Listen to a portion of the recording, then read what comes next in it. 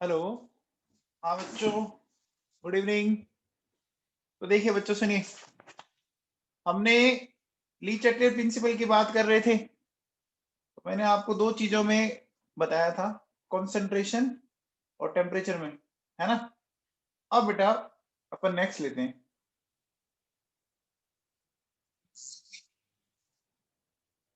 Next बात करते हैं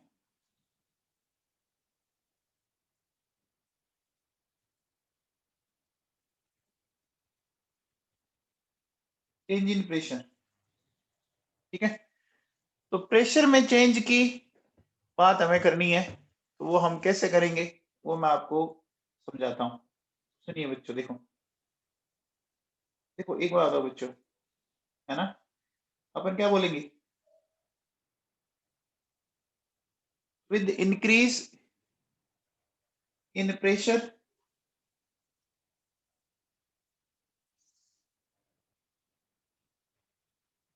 reaction will shift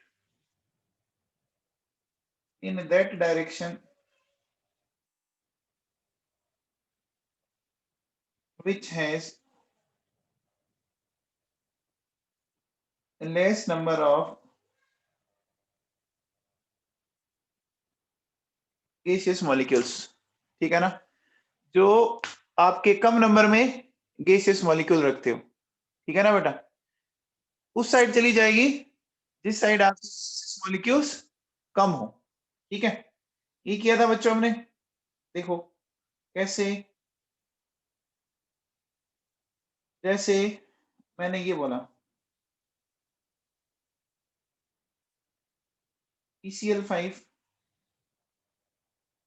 ECl3 plus Cl2। ठीक है, इधर देखो बच्चों, इधर 1 मोल है और इधर 2 मोल है। अब 1 मोल से 2 मोल हो जाए, है ना बच्चों। तो अब देखिए यहाँ पे क्या हो रहे हैं, देखो बच्चों, आपके अगर आपने यहाँ प्रेशर बढ़ाया, ठीक है, तो वॉल्यूम कम होना चाहिए। वॉल्यूम कम का मतलब छोटे वॉल्यूम में छोटा परिवार रह सकता है। तो छोटा परिवार किस साइड है, प्रोडक्ट्स। तो कौन सी रिएक्शन हो जाएगी बच्चों, यहाँ पर बैकवर्ड रिएक्शन हो जाएगी। हो जाएगी कि नहीं हो जाएगी, हो जाएगी बच्चों। इसी तरह से देखिए, से अगर मान लीजिए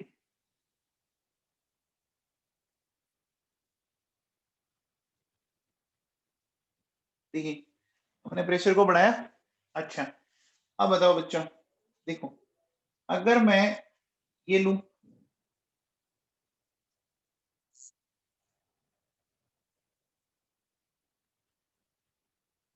ठीक है, तो इधर 4 मोल्स है बच्चों, ठीक है, इधर 2 मोल्स हैं। तो अगर मान लो आप इस इक्विलिब्रियम पर प्रेशर को बढ़ा देते हैं, है ना बच्चों, तो प्रेशर बढ़ाओगे तो वॉल्यूम कम होगा, किधर जाएगी, फॉरवर्ड रिएक्शन हो जाएगी। हो जाएगी बच्चों, बोलो। अब देखो, अगर मान लो मैंने ये लिया N2 प्लस O2 2NO, है ना बच्चों, इधर भी 2 मोल, इधर भी 2 मोल। तो मुझे एक चीज बताओ बच्चों, अगर इस इक्विलिब्रियम पर प्रेशर को बढ़ा दिया जाए तो कुछ इफेक्ट पड़ेगा क्या, बोलो बताओ। प्रेशर बढ़ाया तो वॉल्यूम कम हो रहा है ना, लेकिन अपन क्या बोलेंगे, no effect on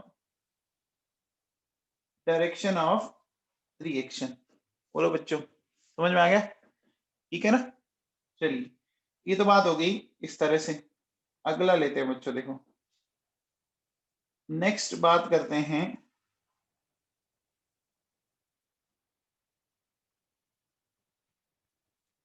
addition of inert gas, है ना, एडिशन ऑफ इनर्ट गैस। अब देखो बेटा, इनर्ट गैस को हमने दो तरह से एडिशन किया था बच्चों, याद है क्या। इनर्ट गैस का दो तरह से एडिशन किया था, कब, एट कांस्टेंट वॉल्यूम क्या था क्या बच्चों? कांस्टेंट वॉल्यूम पे जब हमने ऐड किया है ना बच्चों, तो क्या होगा? No effect on direction of reaction, है ना, कोई इफेक्ट नहीं आया था। अच्छा, फिर देखो बच्चों, फिर हमने सेकंड किया था एट कांस्टेंट प्रेशर, ठीक है। तो बोलो बच्चों, इक्विलिब्रियम किस तरफ शिफ्ट होगा कांस्टेंट प्रेशर पे मिलाने पर? बोलो, जिधर ज्यादा मोल्स हैं, है ना, जिधर भीड़ ज्यादा थी, है ना, क्या बोलेंगे? Reaction will shift in that direction which has more number of moles। आ गया बच्चों समझ में? बोलो, ठीक है। चलिए नेक्स्ट लेते हैं बच्चों, अपन बात करते हैं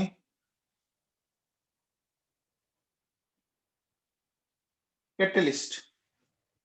बच्चों बताओ, अगर मैं कैटलिस्ट का एडिशन करता हूं, ठीक है ना, ये मैं वैसे एक्सप्लेन कर चुका हूं, तो कैटलिस्ट क्या करता है बच्चों? एनर्जी बैरियर को कम करता है।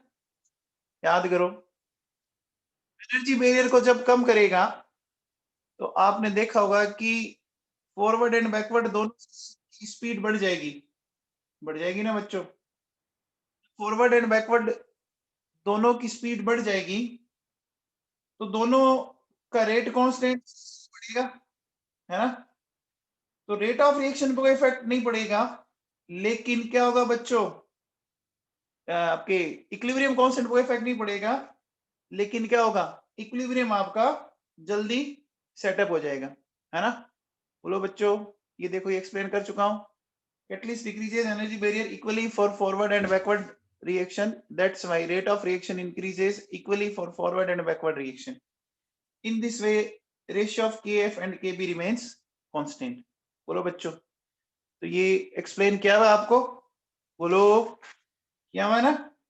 ये देखो आप, ये कर रखा है, ठीक है।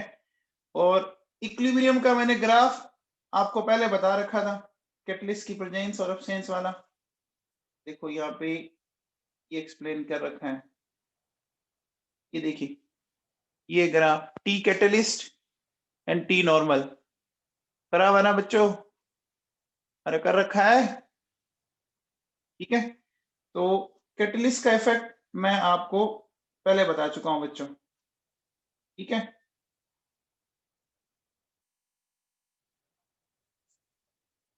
तो आप इसमें लिख सकते हैं,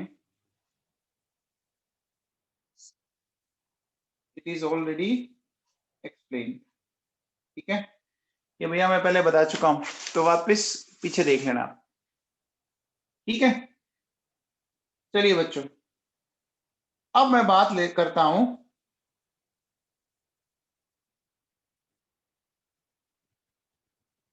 फिजिकल इक्विलिब्रियम की, ठीक है बच्चों। तो फिजिकल इक्विलिब्रियम की क्या बात है वो अपन समझते हैं। देखो बेटा, फिजिकल इक्विलिब्रियम में जो पॉइंट्स हैं, पहले तो ये ध्यान रखने, देखो सबसे पहले volume of gaseous phase, liquid phase and solid phase. बोलो बच्चों, इन तीनों फेज के वॉल्यूम का ऑर्डर ही होता है क्या? बोलो बच्चों, गैसियस फेज का वॉल्यूम सबसे ज्यादा होता है और सॉलिड फेज का वॉल्यूम सबसे कम होता है, पता है? अच्छा, फिर बताओ, volume of ice and volume of, है ना, वाटर, बताओ बच्चों।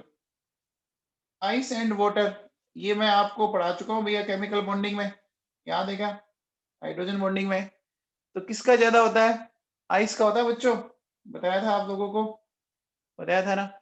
नहीं तो आप, एक कॉमन सी बात आपने पढ़ी होगी कभी बच्चों, कि जब आप आइस को वाटर में डालते हो तो आइस क्या करती है बच्चों? आइस आपकी फ्लोट करती है, देखा होगा आपने, फ्लोटिंग करती है। तो फ्लोट तभी करेगी कोई सॉलिड किसी लिक्विड में फ्लोट कर रहा है, इसका मतलब उस सॉलिड की उस लिक्विड से डेंसिटी कम है ना। अब बेटा डेंसिटी कम है, इसका मतलब डेंसिटी कम तभी हो सकती है ना जब वॉल्यूम ज्यादा हो। भी 100 ग्राम वाटर से 100 ग्राम ही आइस बनेगी, है ना। 100 ग्राम वाटर से 100 ग्राम ही आइस बन सकती है। तो मास तो चेंज नहीं होगा, लेकिन वॉल्यूम तो चेंज हो गया ना, वॉल्यूम मामला चेंज हो गया। समझ में आ गई बात? ठीक है, चलिए अब देखो बेटा, सुनो इसमें इसमें सबसे पहले लेते हैं अपन नंबर 1 में लेते हैं बेटा अपन एक्सप्लेनेशन ऑफ बॉइलिंग पॉइंट। ठीक है ना। तो बॉइलिंग पॉइंट का एक्सप्लेनेशन समझ लीजिए, क्या है एक्सप्लेनेशन बॉइलिंग पॉइंट का। देखो बच्चों, अगर आप किसी कंटेनर में, है ना, अगर आप किसी कंटेनर में, जैसे देखिए ये लिक्विड है बच्चों, ठीक है, इस कंटेनर में आपने क्या कर रखा है, ये इस तरह से देखो, ये लिक्विड है और ये वेपर है बच्चों, लिक्विड एंड वेपर। अब देखिए बेटा, होता क्या है कि एट बॉइलिंग पॉइंट, ठीक है बच्चों, बॉइलिंग पॉइंट पर लिक्विड और वेपर दोनों इक्विलिब्रियम स्टेट में होते हैं। अब देखो बच्चों, बॉइलिंग पॉइंट की पहले ना डेफिनेशन समझो आप। देखो मैं इसको ग्राफ से एक्सप्लेन करता हूं बच्चों। देखो इधर तो लिया मैंने बच्चों, यहां लिया मैंने प्रेशर और इधर लिया मैंने टेम्परेचर। मान लीजिए ये वाली जो लाइन है ना, ये वाली लाइन 1 atm पर है। तो देखिए मुझे बता दो बच्चों, जब किसी लिक्विड का टेम्परेचर आप बढ़ाओगे तो बोलो बच्चों उससे वेपर ज्यादा बनेगी या कम बनेगी? बोलो बच्चों, जब आप किसी लिक्विड का टेम्परेचर बढ़ाओगे तो वेपर ज्यादा बनेगी, है ना। तो वेपर ज्यादा बनेगी तो वेपर प्रेशर राइज करेगा, तो वेपर प्रेशर राइज करेगा बच्चों। तो देखो बेटा, ये ग्राफ कुछ इस तरह से आएगा। अब राइज करते करते जब उस वेपर का वेपर प्रेशर 1 atm के इक्वल हो जाए, समझ में आई बात? जब उस वेपर का वेपर प्रेशर 1 atm के इक्वल हो जाए तो उसको अपन बोलते हैं बच्चों बॉइलिंग पॉइंट। समझ में आ गया? तो ये बॉइलिंग पॉइंट आपका, जैसे सपोज मैं ऐसे बोलता हूँ कि वाटर का बॉइलिंग पॉइंट क्या है बच्चों, 373 केल्विन होता है बच्चों। समझ में आया? देखो क्या बोलेंगे,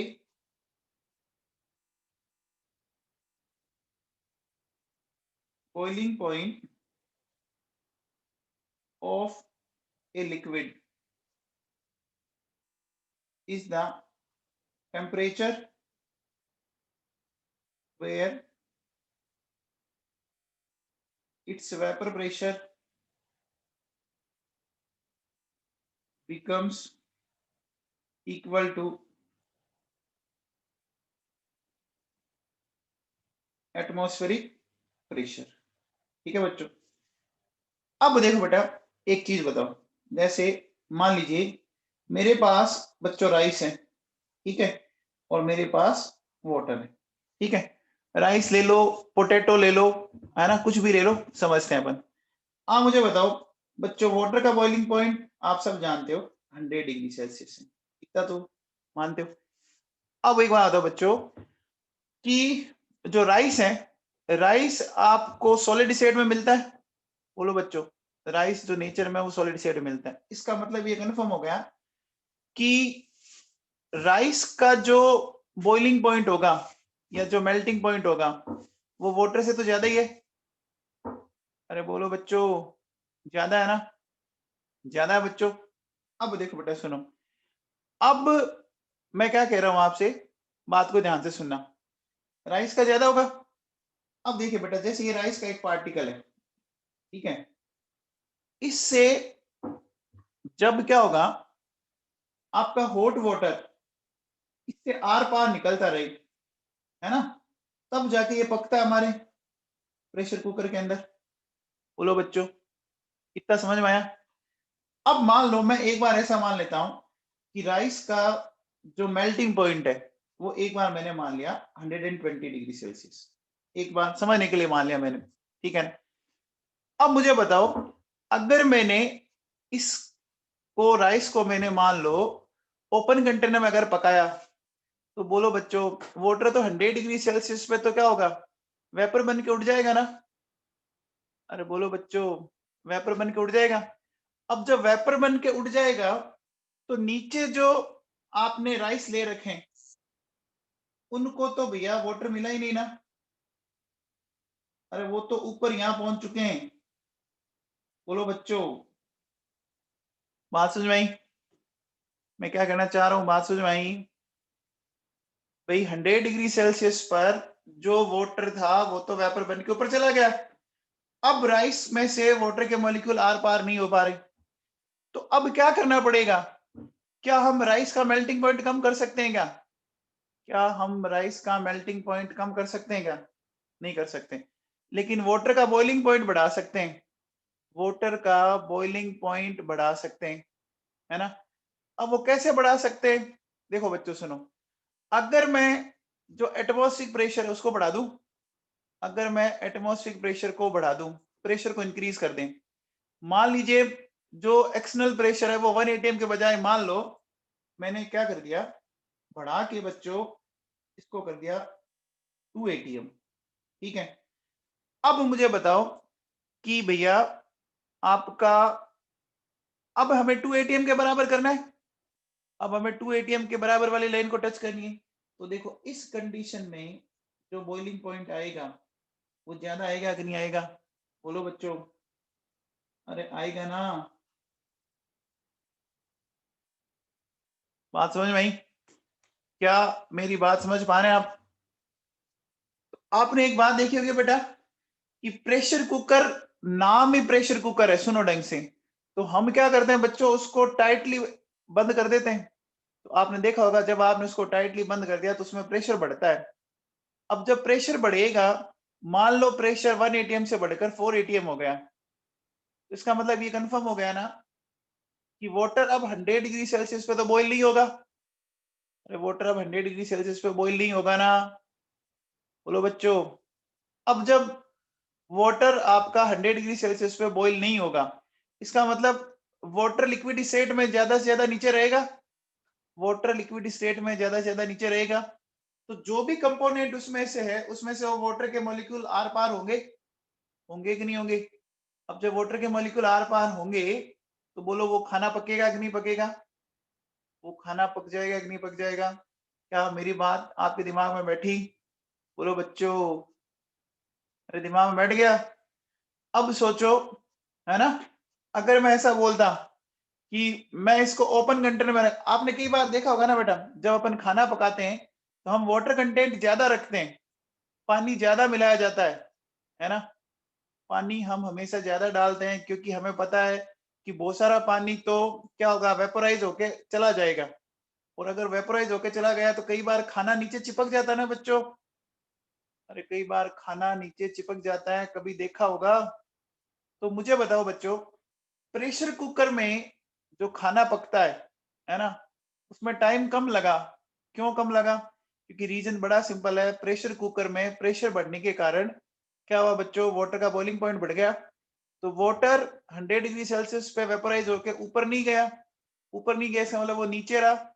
और जब तक वो नीचे रहा तो उसके अंदर जो भी कंटेंट आपने ले रखा है उसमें से वो आर पार होते होते उसको उसने पका दिया। क्या मेरी बात कुछ दिमाग में बैठी? बोलो बच्चों, किसी के डाउट है क्या?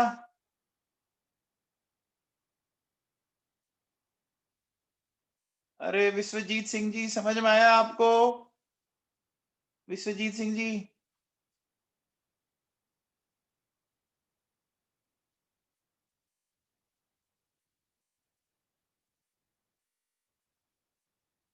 वेपर प्रेशर वाली लाइन ऊपर क्यों गई?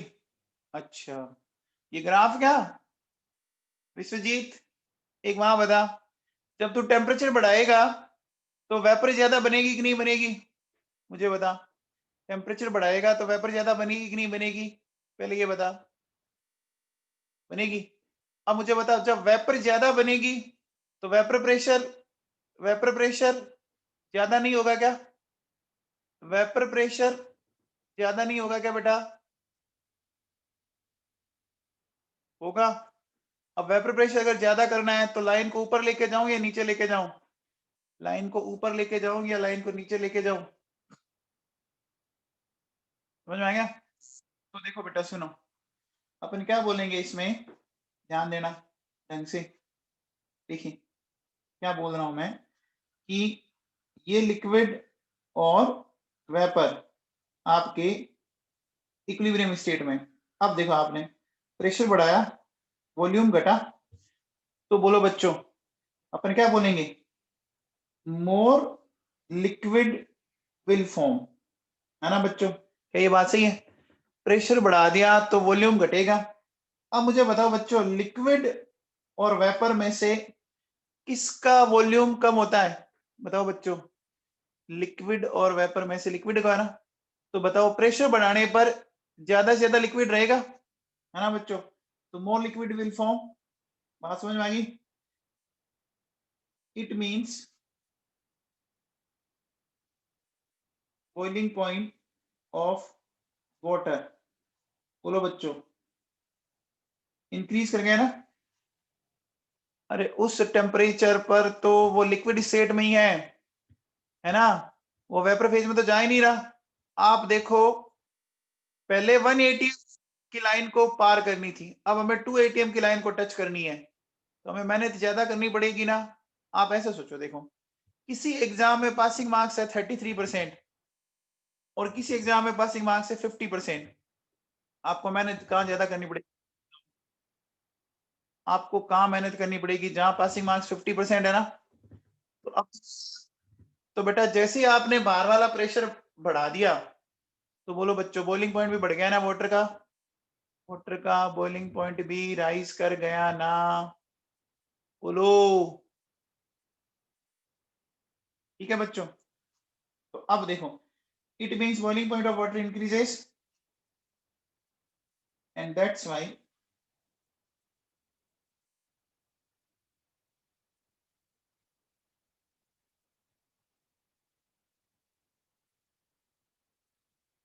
Cooking time in pressure cooker, है ना, वो क्या हो गया? डिक्रीज कर गया। बोलो बच्चों, समझ में आया? तो ये क्वेश्चन एग्जाम में आता है कि प्रेशर कुकर में कुकिंग टाइम कम लगता है ना? एक बेटा वो एक एडवर्टीजमेंट आता है ना, वो एक शर्मा जी के दोस्त आ गए घर पे कुछ बना हुआ नहीं था और फिर वो गाजर का हलवा तैयार हो जाता है फटाफट, है ना? जो प्रेस्टीज से करे प्यार, याद है क्या कुछ उसकी पंच लाइन? जो प्रेस्टीज से करे प्यार, ऐसा कुछ साइड लाइन है उसकी। याद आ गया बच्चों? ठीक है ना? तो बेटा ये क्वेश्चन बड़ा फेमस है, मेहमान से ना करें इनकार, क्या बात है? ठीक है, ओके। चलो बच्चों, तो प्रेशर कुकर में आपका भैया कुकिंग टाइम क्यों बढ़ गया? क्योंकि वाटर का बॉइलिंग पॉइंट हमने बढ़ा दिया। समझ में आया? क्योंकि राइस को आप इसको ऐसे सोचो, देखो बेटा, देखो मान लीजिए ये एक पहाड़ है ना, एक बहुत बड़ा पहाड़ है और आप यहाँ हो।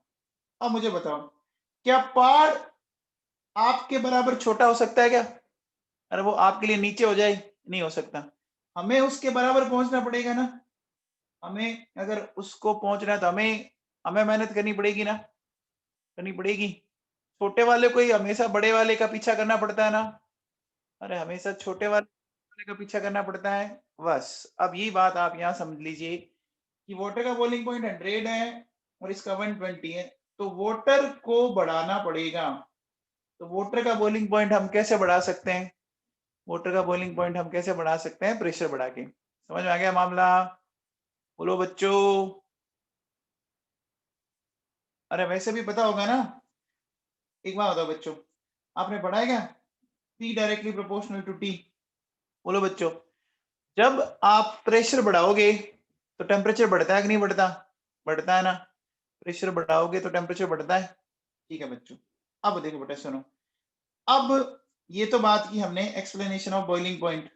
फिर देखिए बेटा सुनो, नेक्स्ट बात करते हैं सेकंड।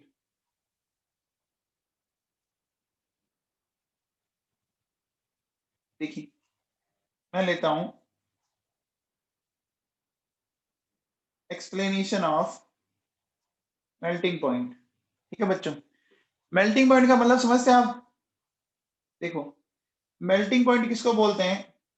वो टेम्परेचर जिस पर सॉलिड और लिक्विड एक दूसरे के साथ आपकी इक्विलिब्रियम स्टेट में हो। ये बात है बच्चों।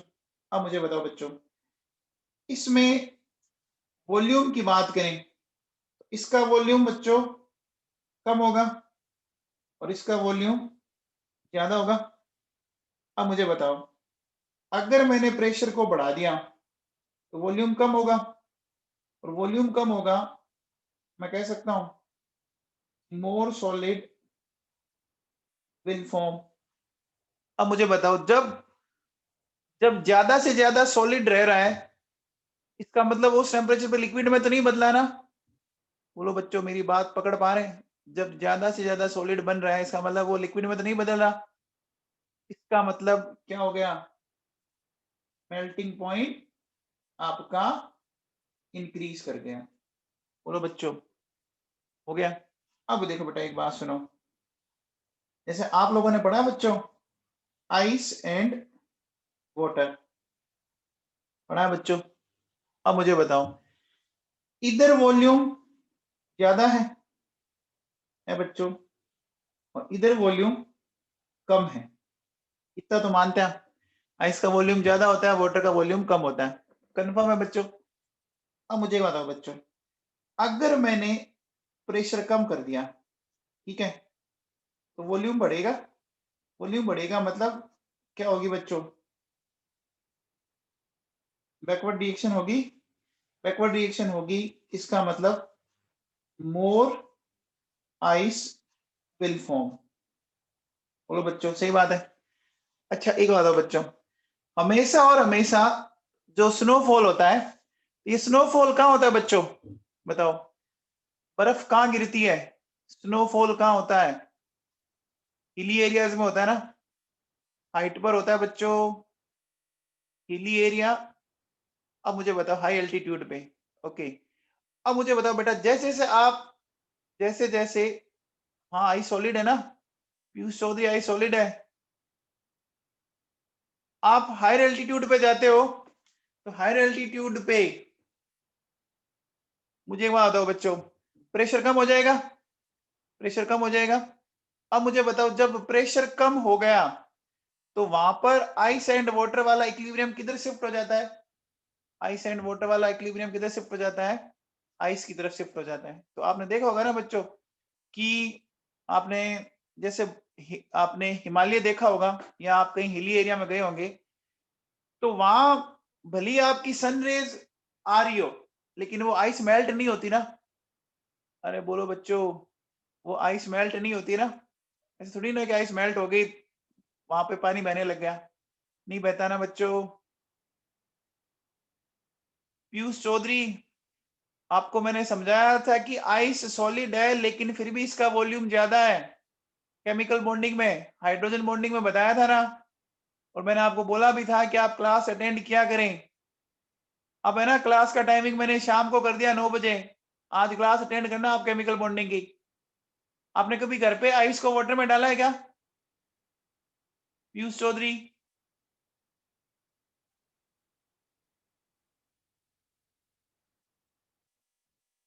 तो आइस वाटर पे क्या करती है बेटा? आइस वाटर पे क्या करती है? फ्लोट करती है ना। अब फ्लोट करने का मतलब क्या हुआ? फ्लोट करने का मतलब क्या हुआ? कि आइस की डेंसिटी कम है। अब देख, अगर मैंने 100 ग्राम वाटर लिया तो 100 ग्राम आइस बनेगी, मास तो चेंज नहीं हुआ लेकिन वॉल्यूम चेंज हुआ होगा ना। तो आइस की डेंसिटी वाटर से कम तभी हो सकती है जब क्या होगा, आइस का वॉल्यूम ज्यादा हो। देखिए काम करना, एक गिलास को पूरा पानी से भरना है ना बेटा, और उसको फ्रीजर में रखना, और जब वो आपकी आइस पूरी फ्रीज हो जाएगी ना, तो देखना उसमें इस तरह का एक एलिवेशन आता है। कभी आपने इसको ऑब्जर्व किया बच्चों, आइस बीच में से ऊपर उठी हुई होती है। पीयूष चौधरी कभी ऐसा देखा क्या तूने?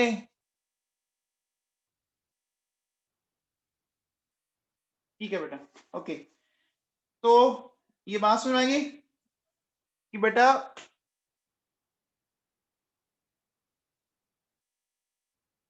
अरे सहगल साहब, इस इक्विलिब्रियम में वॉल्यूम किसका ज्यादा है? तो जब इक्विलिब्रियम आपका वॉल्यूम सॉलिड का ज्यादा है तो प्रेशर कम करने पे इक्विलिब्रियम बैकवर्ड शिफ्ट नहीं होगा क्या? आइस और वाटर में यही तो बात है।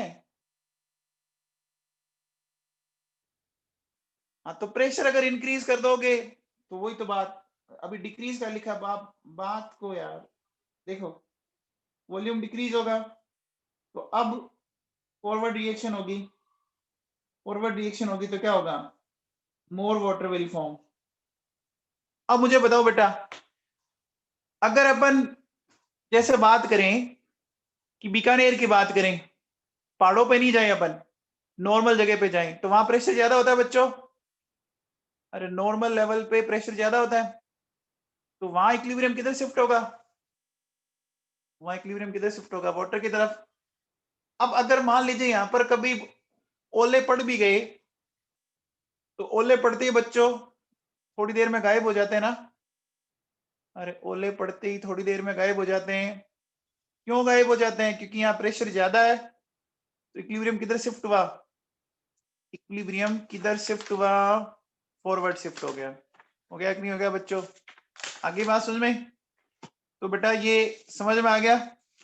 जिस बच्चे को भी हाइब्रिडाइजेशन में या किसी में दिक्कत है ना, तो अभी क्लास आपकी केमिकल बॉन्डिंग की रात को लगेगी 9 बजे से। अब जिसको भी दिक्कत है वो अटेंड कर ले उसमें, ठीक है ना? चलो बच्चों, तो ये मैंने ली चैट के प्रिंसिपल बता दिया। अब अपन बेटा एक नया टॉपिक लेते हैं। देखो बच्चों सुनो, अपन बात करेंगे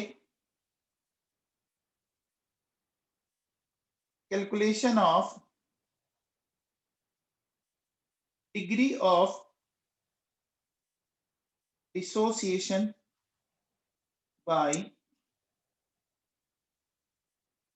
वेपर डेंसिटी मेथड। किस मेथड से फाइंड आउट करना है बच्चों? वेपर डेंसिटी मेथड से। अब देखो बेटा सुनो, हम बोल रहे हैं vapour density that is V D, और इसी को अपन बोल सकते हैं रिलेटिव डेंसिटी। ठीक है बच्चों? तो अब देखो बेटा, ये जब भी आप रिलेटिव डेंसिटी की बात कर रहे हो, इसका मतलब आप ये पता कर रहे हो ना कि एक गैस या एक सब्सटेंस दूसरे सब्सटेंस के कंपैरिजन में हल्का है या भारी है, ये तो पता कर रहे हो बच्चों? बोलो, रिलेटिव डेंसिटी का मतलब ये है ना, बोलो।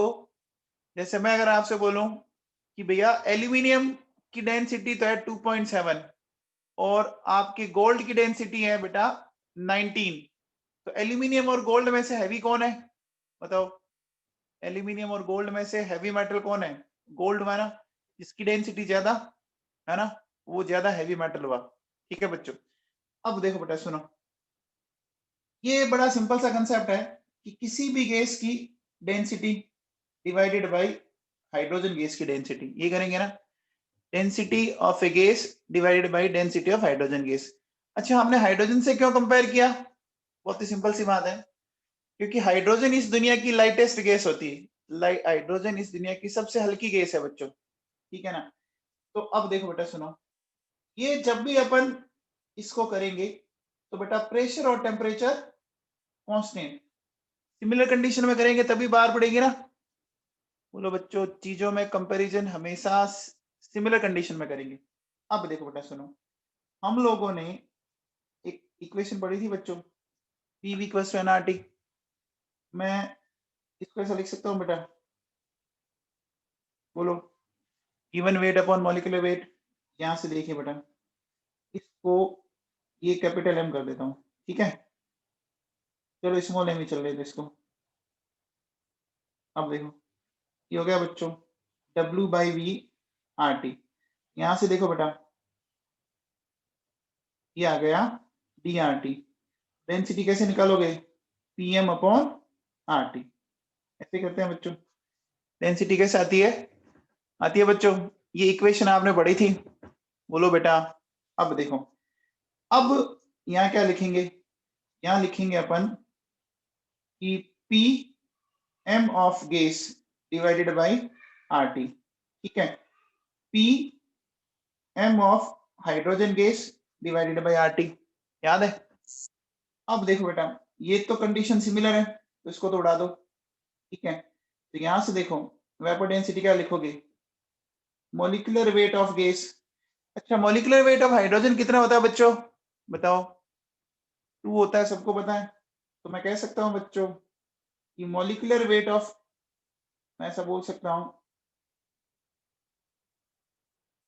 मॉलिक्यूलर वेट क्या कह सकता हूं बच्चों? Twice of vapour density. ये फॉर्मूला बच्चों बड़ा काम का है,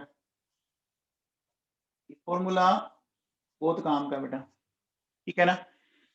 आ गया समझ में? अब देखो बेटा, सुनो, मुझे एक चीज बताओ, क्या इस इक्वेशन से मैं मॉलिक्यूलर वेट निकाल सकता हूं क्या बच्चों? बोलो, क्या इस इक्वेशन से मैं ये मॉलिक्यूलर वेट स्मॉल m निकाल सकता हूं क्या? निकाल सकता हूं। तो स्मॉल m की वैल्यू मैंने यहां रख दी। तो देखो बेटा, WRT अपॉन PV और 2 इंटू VD। अब मुझे बताओ बेटा, RT अपॉन PV क्या आ जाएगा? यहां से बताओ बच्चों। देखो, हमारे पास है PV इक्वल्स टू NRT है बच्चों। तो RT अपॉन PV क्या 1/n आ जाएगा क्या? RT अपॉन PV क्या 1/n आ जाएगा क्या? आ जाएगा। तो यहां से देखो बेटा, 2 अपॉन, ये हो गया, सॉरी, W अपॉन N, और ये हो गया बच्चों, आ गया। अब मुझे बताओ बेटा, अगर आपका कोई कंटेनर क्लोज है या कोई रिएक्शन हो रही है, तो मास तो कांस्टेंट रहता है ना बच्चों? क्लोज कंटेनर में मास तो कांस्टेंट रहता है बच्चों, रहता है। तो क्या मैं ऐसा कह सकता हूं कि इन ए क्लोज कंटेनर, तो मैं ऐसा कह सकता हूं कि जो वेपर डेंसिटी है वो n के इनवर्सली प्रोपोर्शनल हो गई। यानी अपन बोल सकते हैं कि वेपर डेंसिटी किसी भी टाइम पर गैस के टोटल मोल्स के इनवर्सली प्रोपोर्शनल होती है। क्या ये बात आपको इतनी, क्या इतनी बात सबके दिमाग में बैठ गई क्या? बोलो बच्चों, vapor of a gas at any time is inversely proportional to total mole of gas। बोलो बच्चों, मैं ऐसा बोल सकता हूं कि vapor density of a gas at any time is inversely proportional to total moles of gas। बोलो बच्चों, ये समझ में आया?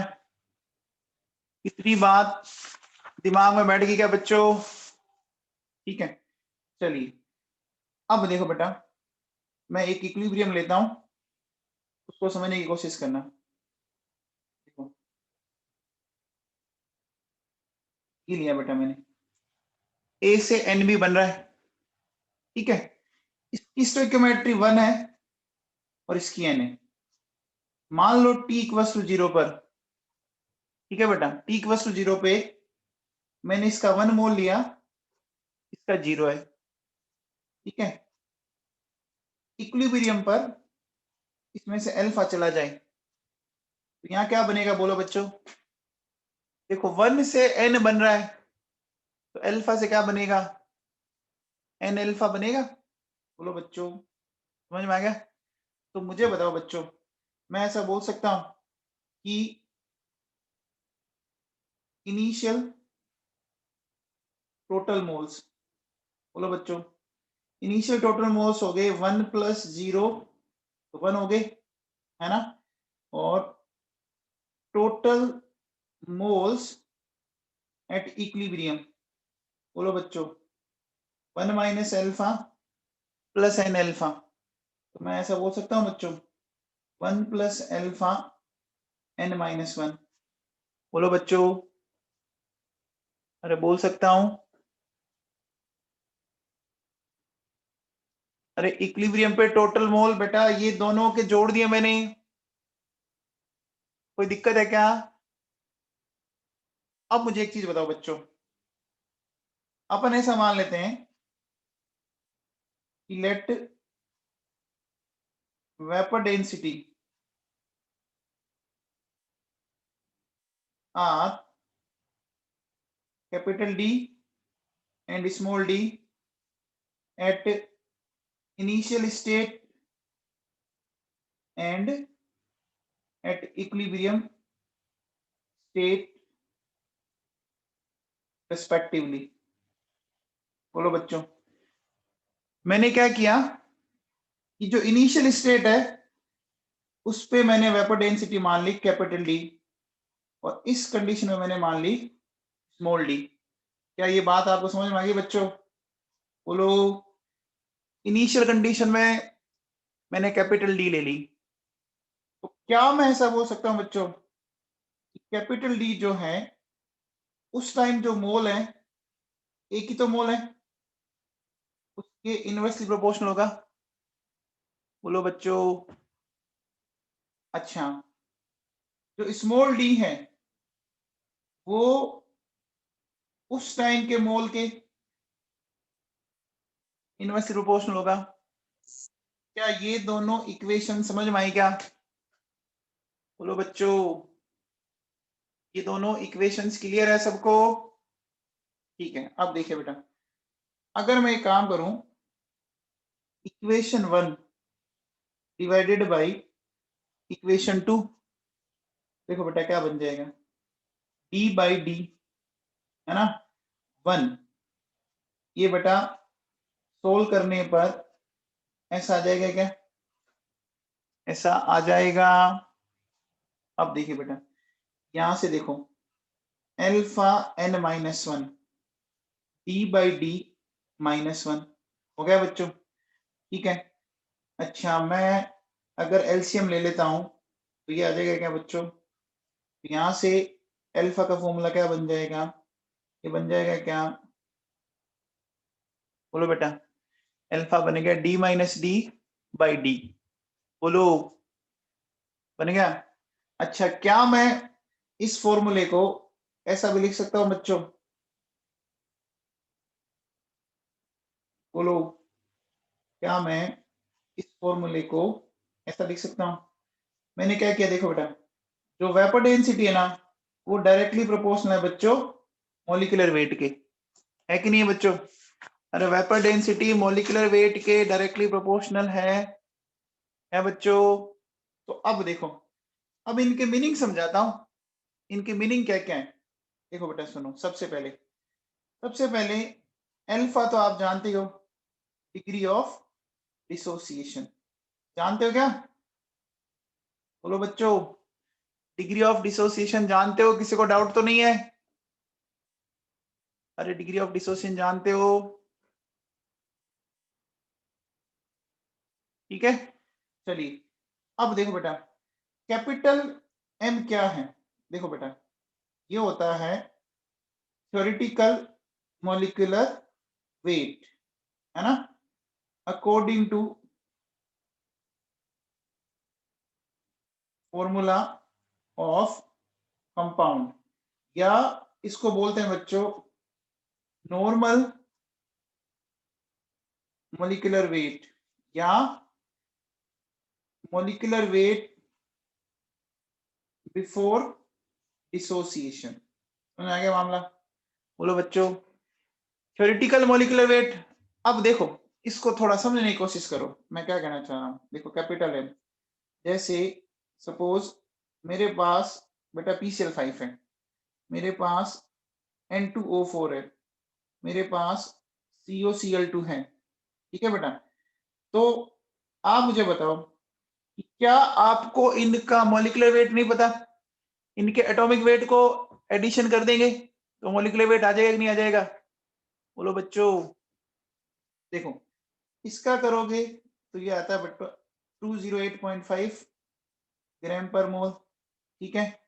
ये आता है बच्चों 92, ये आता है 99। आ गया बच्चों। अब देखो अगर आपको देखो कैपिटल एम पता लग गया तो बोलो बच्चों अगर कैपिटल डी निकालना है तो क्या करोगे बेटा? याद है क्या? मॉलिक्यूलर वेट क्या होता है? Twice of vapour density. तो वेपर डेंसिटी क्या होगी? मॉलिक्यूलर वेट डिवाइडेड बाय 2 हो जाएगा ना। बोलो बच्चों क्या मेरी बात समझ पा रहे हो? ठीक है। तो देखो अगर आपसे कोई PCl5 का पूछे, N2O4 का पूछे और COCl2 का पूछे तो क्या होगा?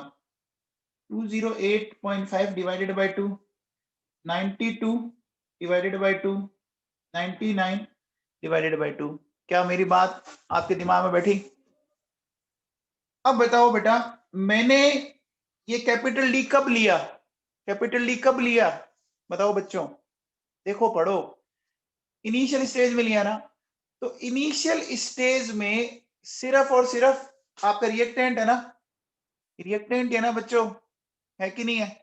तो मैंने इसको रिएक्टेंट का तो हमें मॉलिक्यूलर वेट पता होगा ना बच्चों, थ्योरेटिकल मॉलिक्यूलर वेट तो पता ही होगा, दिक्कत थोड़ी ना है। अच्छा T बराबर 0 पर सिर्फ एक ही कंपोनेंट है, मिक्सचर तो नहीं है ना बच्चों। अब मुझे बताओ A और B कौन सी स्टेज में है दोनों? T बराबर 0 पर है या इक्विलिब्रियम स्टेट पर है? T बराबर 0 पर है, इक्विलिब्रियम स्टेट, इक्विलिब्रियम स्टेट पर है ना।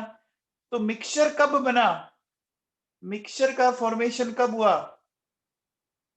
इक्विलिब्रियम स्टेट पर हुआ है ना बच्चों। तो अब देखो क्या बोलेंगे, ये जो स्मॉल m है ये क्या है? ये देखो बेटा इसको क्या बोला जाएगा? ऑब्जर्व्ड मॉलिक्यूलर वेट, है ना, और मॉलिक्यूलर वेट इक्विलिब्रियम स्टेट और molecular weight of equilibrium mixture. समझ में आया? बोलो बच्चों ऑब्जर्व्ड मॉलिक्यूलर वेट, ठीक है, molecular weight of mixture, average भी बोल सकते हैं अपन इसको। अच्छा इसको और क्या बोल सकते हैं? इसको आप एवरेज मॉलिक्यूलर वेट भी बोल सकते हो, इसको आप एबनॉर्मल मॉलिक्यूलर वेट भी बोल सकते हो, ठीक है ना। अच्छा एवरेज क्यों बोला बच्चों बताओ? एवरेज क्यों बोला बेटा एक बात बताओ, जैसे हम मार्केट से फ्रूट लेने गए, सपोज हमने एप्पल ली, अब सारी एप्पल का साइज एक तो नहीं होता ना, अलग अलग होता ना बच्चों। कोई हो सकती है 100 ग्राम की हो, कोई 150 ग्राम की हो, कोई 50 ग्राम की भी हो सकती है। तो हम मिक्सचर की कंडीशन में फिर कौन सा टर्म डिफाइन करना पसंद करते हैं बोलो बच्चों? मिक्सचर की कंडीशन में एवरेज। तो मुझे बताओ इक्विलिब्रियम स्टेट पर दोनों कंपोनेंट है, तो हम उस कंडीशन में क्या डिफाइन करना पसंद करेंगे? एवरेज को डिफाइन करना पसंद करेंगे, करेंगे बच्चों? आ गया समझ में? ठीक है। अब देखो बेटा ये जो स्मॉल एम है ना ये क्या होगा, इसके बारे में कैसे पता लगेगा आपको? देखो या तो ये क्वेश्चन में गिवन होगा, गिवन इन क्वेश्चन, या आपको इसको आइडियल गैस इक्वेशन से कैलकुलेट करना है। इससे कैलकुलेट करना है आइडियल गैस इक्वेशन से। तो हमने अभी थोड़ी देर पहले लिखा था बच्चों Pm इक्वल टू DRT, तो M क्या आ जाएगा? DRT बाई P, लिखा था ना बच्चों। अच्छा एक आप इसको इससे ग्राम्स डिफ्यूजन लॉ से भी कैलकुलेट कर सकते हो बच्चों। इससे कर सकते हो ग्राहम्स डिफ्यूजन लॉ पढ़ा दिया मैंने, बोलो बच्चों ग्राम्स डिफ्यूजन लॉ पढ़ा दिया। तो देखिए ये क्या होता है, ग्राम्स डिफ्यूजन लॉ का मतलब है रेट ऑफ डिफ्यूजन ये इनवर्सली प्रोपोर्शनल होता है आपका मॉलिक्यूलर वेट के, है ना, square root of molecular weight. पढ़ा है बच्चों? या तो ये क्वेश्चन में गिवन होगा, या आप आइडियल गैस इक्वेशन से फाइंड आउट करोगे, या आप ग्राम्स डिफ्यूजन लो, याद करो पेटीएम, याद आ गया पेटीएम, है ना। ठीक है बच्चों, अब देखो बेटा, तो जब मुझे बताओ स्मॉल एम पता लग जाएगा तो स्मॉल डी पता लग जाएगा ना, स्मॉल एम पता लग गया तो स्मॉल डी पता लग ही जाएगा, है ना बच्चों। स्मॉल डी क्या हो जाएगा, ये जस्ट इसका हाफ हो जाएगा, ठीक है। अब इसको भी आप वही बोलोगे कि ऑब्जर्व्ड वेपर डेंसिटी, ये बोलोगे ना, ऑब्जर्व्ड वेपर डेंसिटी और vapour density of a mixture, बोलो बच्चों, बोल सकते हैं। अब देखो बेटा सबसे इंपॉर्टेंट है स्मॉल एन, इसको समझो बेटा, ये क्या है, देखो बच्चों ये है बच्चों गैसियस मोल्स ऑफ प्रोडक्ट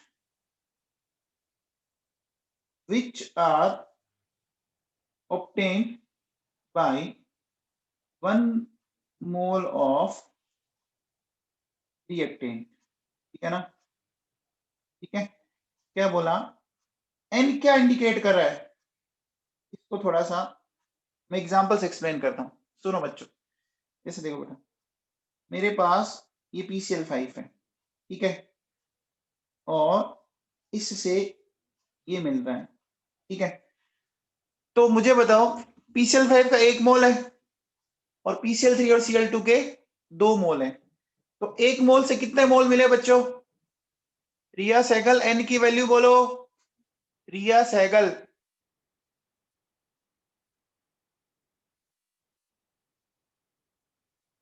रिया सहगल सुन रहे हैं आप? इधर ये 1 मोल है, इधर ये 2 मोल है, तो 1 मोल से कितने मिले, 2 मोल मिले ना, तो एन की वैल्यू आ गई 2 आ गई। आगे बच्चों अब देखो, जैसे सपोज मेरे पास ये 2A है, ठीक है, और मुझे मिला A2, तो देखो बेटा ये हो गए 2 मोल, ये हो गए 1 मोल, तो बताओ एन की वैल्यू क्या आ जाएगी, एन की वैल्यू बोलो 1/2, 1/2 आएगी ना बच्चों, अरे 1/2 आएगी, 2 से बन रहा है 1, तो 1 से कितना बनेगा वो हमें बताना है बच्चों, ठीक है। अच्छा बताओ अगर मैं ये बोलता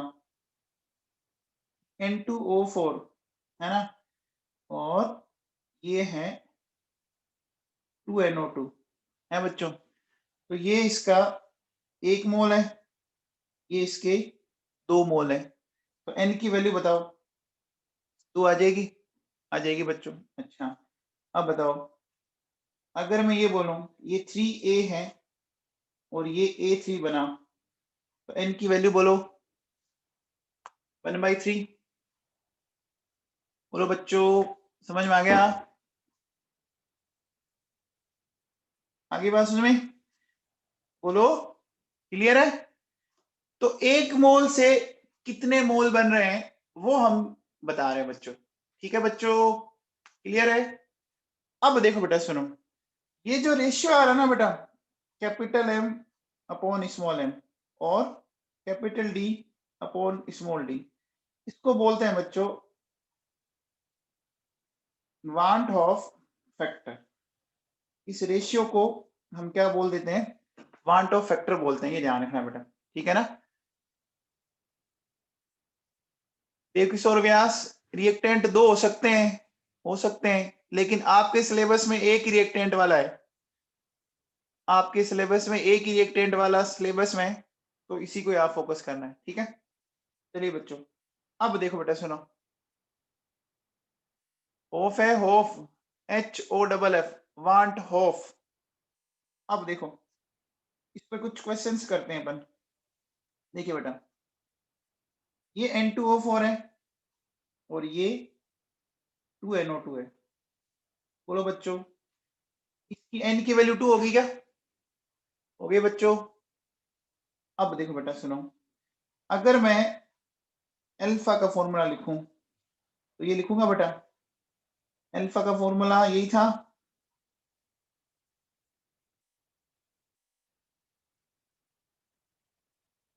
बोलो बच्चों, यही था क्या?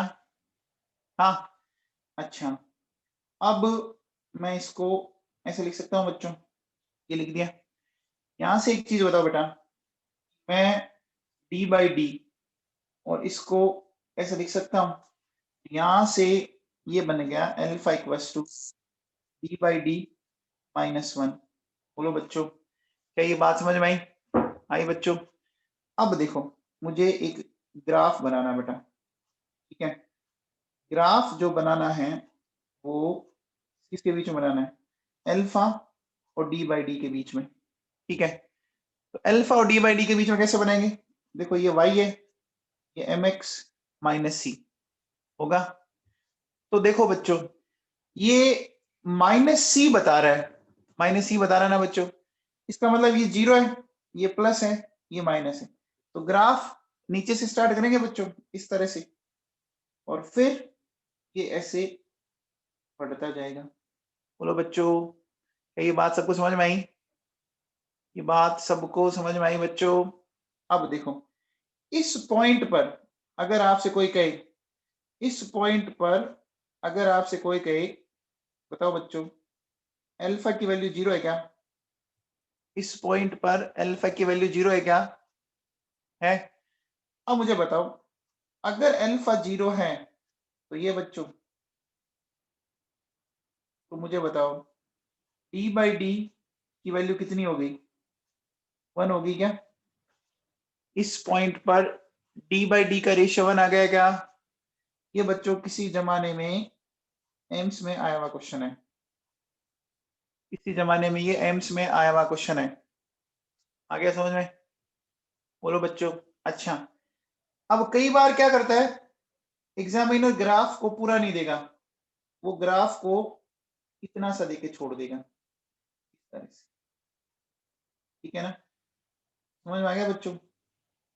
अगर वो ग्राफ ऐसे दे, यानी वो जो नीचे नेगेटिव वाला है उसने उसको इंडिकेट नहीं किया।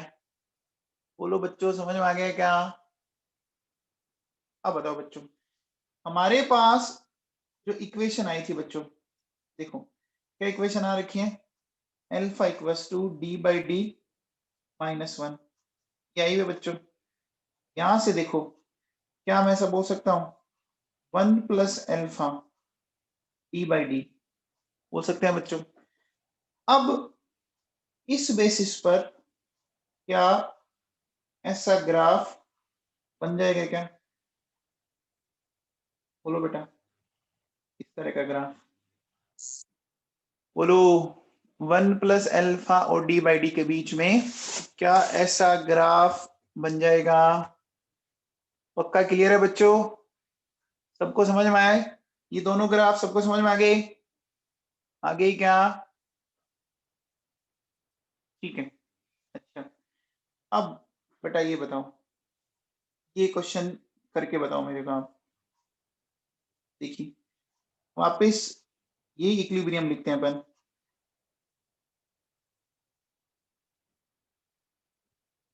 ठीक है?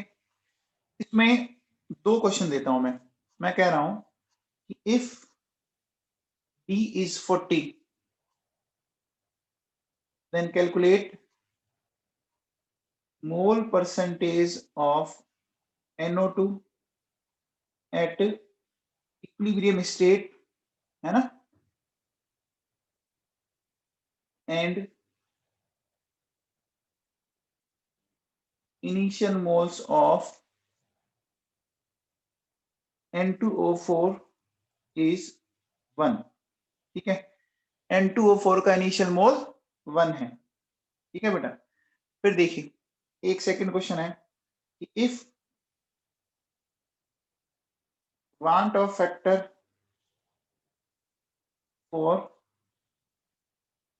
even equilibrium is 1.5, then calculate mole percentage of NO2 at equilibrium state. ठीक है, बताओ बच्चों, इन क्वेश्चनों को करो, फटाफट करो बच्चों।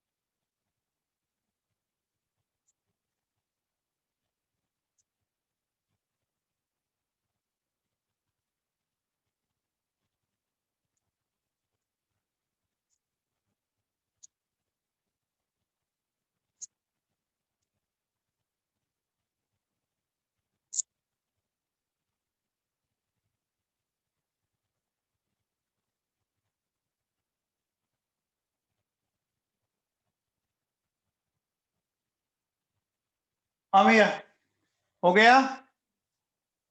देखो बेटा सुनो, कैसे करेंगे, सुनिए।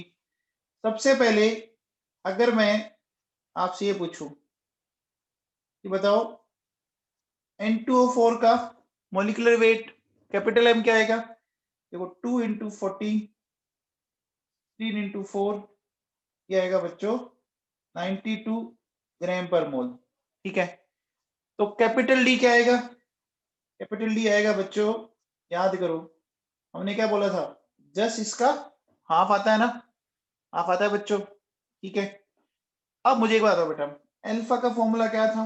D - D by D n-1 है बच्चों।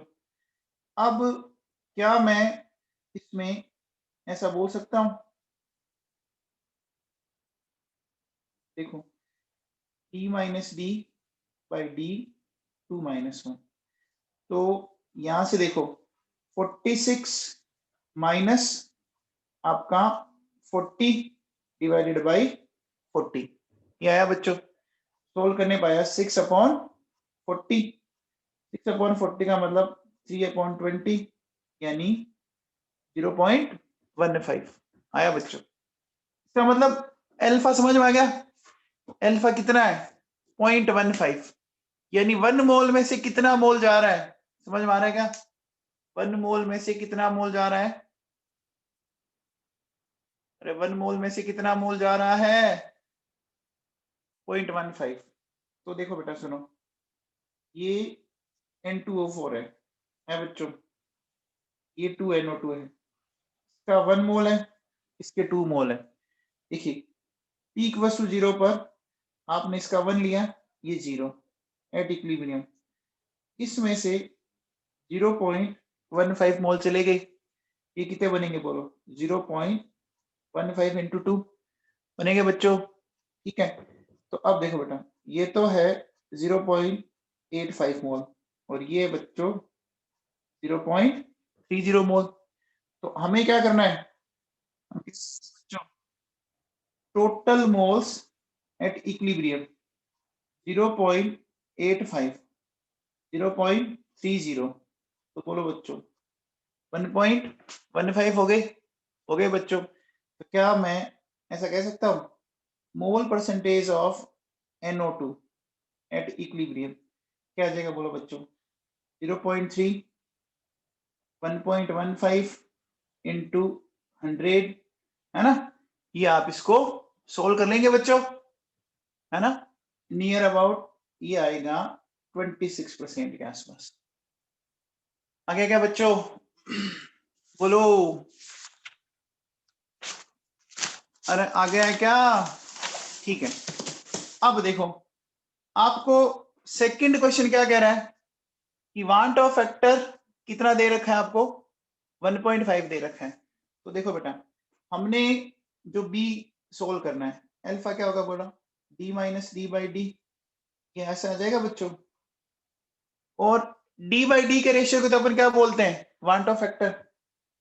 तो 1.5 माइनस 1, तो बोलो बच्चों 0.5 आ गया क्या, आ गया बच्चों 0.5 आ गया बेटा।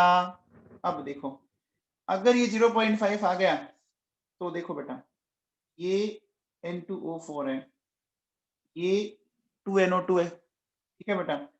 इनिशियल मोल्स इसके आपके 1 है और ये 0 है, और एट इक्विलिब्रियम अब देखो मुझे बताओ कि अल्फा का मतलब 0.5, याद करो बच्चा अल्फा क्या था आपका, होता है x/a, याद है क्या, डिसोसिएटेड मोल्स, है ना, डिवाइडेड बाय इनिशियल मोल्स, ऐसे करते हो बच्चों, है ना। तो देखो अल्फा आया हुआ 0.5, x निकालना है, ए आपको 1 ही दे रखा है, तो एक तरह से x बोल दो अल्फा बोल दो, अभी तो एक ही बात है ना, क्योंकि मोल ही 1 है। तो 1 माइनस 0.5, ठीक है, ये हो जाएगा बेटा 2 इंटू 0.5। तो मुझे बताओ बेटा टोटल मोल्स एट इक्विलिब्रियम कितने हो गए, 0.5 प्लस 1, 1.5 हो गए क्या, हो गए बच्चों। तो देखो बेटा mole percentage of NO2 at equilibrium कितना आ जाएगा, देखो 1/1.5 मल्टीप्लाइड बाई 100, तो ये लगभग बच्चों 66.66% आ जाएगा, आ जाएगा बच्चों, आ जाएगा। क्लियर है क्या, बोलो बेटा क्लियर है सबको, सबको क्लियर, ठीक है। चलिए ये बताओ बेटा अगर मैं बोलूं ये 2A है, ठीक है, ये A2 है बेटा, 2A से A2, ठीक। ये कहता है कि जो वांट ऑफ फैक्टर है वो है 0.8, ठीक है, और मैं कह रहा हूं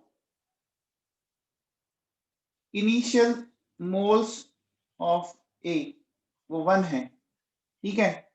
तो आपको क्या करना है, इनिशियल मोल्स ऑफ ए 1 है, then mole percentage of A2 at equilibrium, ठीक है ना, mole percentage of A2 at equilibrium ये आपको बतानी है। तो देखो बेटा ये 2 है, ये 1 है बेटा। तो सबसे पहले बताओ स्मॉल n की वैल्यू बताओ, बोलो बच्चों 1/2 आ गई, तो देखो ये 1/2 आ गया, आ गया। अब देखिए बेटा अगर मैं इसको सोल्व करना है तो अल्फा हो गया d minus D by D, है ना, n-1 d minus D by D, मैं इसको ऐसा कर सकता हूँ 1/2 माइनस 1 n की वैल्यू। अब देखो बेटा d minus D by D, ये माइनस हाफ हो गया। अब इसको जब मैं सोल्व करूंगा तो ये 2 पर जाएगा बच्चों, और क्या ये पिक्चर ऐसी बन जाएगी? क्या बन जाएगी बच्चों? बोलो, बन जाएगी। अब देखिए, यहां से आप इसको ऐसा लिख सकते हो, 1 माइनस, बोलो बेटा, तो यहां से बताओ कि जो अल्फा है वो क्या आ जाएगा? 2, 1 माइनस, ये है बेटा 0.8 गिवन है, वांट ऑफ फैक्टर। देखो वांट ऑफ फैक्टर गिवन है, तो बोलो बच्चों अल्फा कितना आ गया? 0.4 आ गया। आ गया बच्चों? आ गया। अब देखो बेटा सुनो, अब क्या करेंगे?